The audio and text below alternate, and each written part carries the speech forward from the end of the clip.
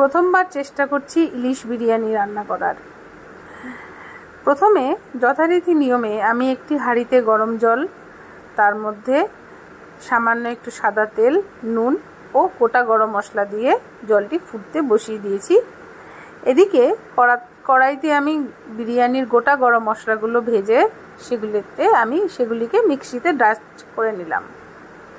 তারপর অন্য একটি কড়াতে সাদা তেল ও সর্ষের তেল মিক্সড করে নিয়ে পেঁয়াজ কুচিগুলো ভেজে নেব বেরেস্তা করার জন্য।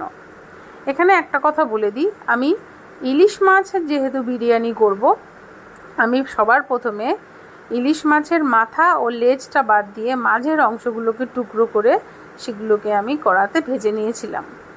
কিন্তু সেই তেল দিয়ে আমি বিরিয়ানি রান্না করছি না, সেই তেলটি অন্য একটি পাত্রে রেখে আমি আবার নতুন করে সাদা তেল ও সর্ষের তেল মিক্সড করে সেই তেল দিয়েই বিরিয়ানিটা রান্না করছি।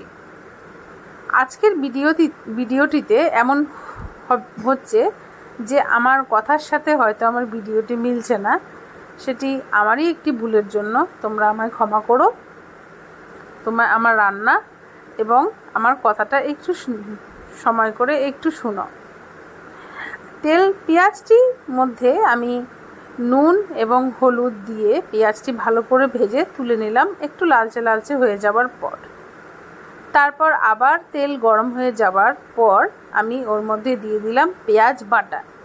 এই রান্নাটিতে রসুন বাটা এবং আদা বাটার ব্যবহার আমি করিনি। এখানে আমি 4টে কাঁচা লঙ্কা, তার মধ্যে পেঁয়াজ দিয়ে পেস্ট করে মশলাটি তৈরি করেছি। ঝাল নুন এটা একান্তই সবার ব্যক্তিগত পছন্দ এবং স্বাদ অনুযায়ী দিতে হবে। এই পেঁয়াজ কষাটার মধ্যে আমি দিয়ে দেব সামান্য পরিমাণ নুন, সামান্য পরিমাণ হলুদ, ঘরে আমার তৈরি করে রাখা বিরিয়ানি মশলা, কাশ্মীরি শুকনো লঙ্কা গুঁড়ো, টক দই আর সামান্য একটু আমি চিনি দিয়েছিলাম। এছাড়া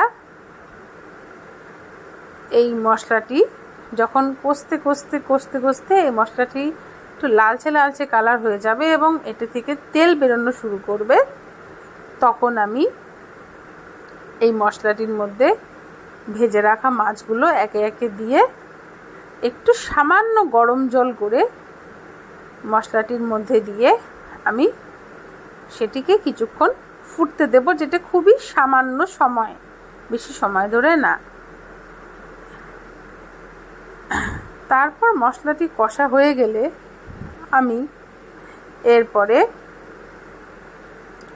একটি সিলভারের পাত্রে মধ্যে ঘি নিচে মাখিয়ে তার উপরে বিরিয়ানি যেমনভাবে আমরা ডেকোরেশন করি, চিকেন বিরিয়ানি বা মটন বিরিয়ানি, ঠিক একই রকমভাবেও আমি ইলিশ বিরিয়ানিটিকে ডেকোরেশন করেছিলাম। সেটি তোমরা আমার ভিডিওতে দেখতে পারবে। প্রথমে আমি একটি সিলভারের পাত্রতে নিচে ঘি মাখিয়ে তার উপরে সামান্য রাইস, তার উপরে আবার কিছুটা আলু ও ইলিশ মাছ দিয়ে, তার উপরে আবার কিছুটা রাইস দিয়ে, তার মধ্যে যথারীতি নিয়ম অনুযায়ী ঘি, বিরিয়ানি মশলা, গোলাপ জল, আতর, কেশর দিয়ে তার উপরে আমি ডেকোরেশন করে এবারে বিরিয়ানিটিকে আমি একটি ঢাকনা দিয়ে ঢেকে ভাপে বসিয়ে দিলাম 45 মিনিট। তারপরে খেয়ে দেখলাম ভালোই হয়েছিল।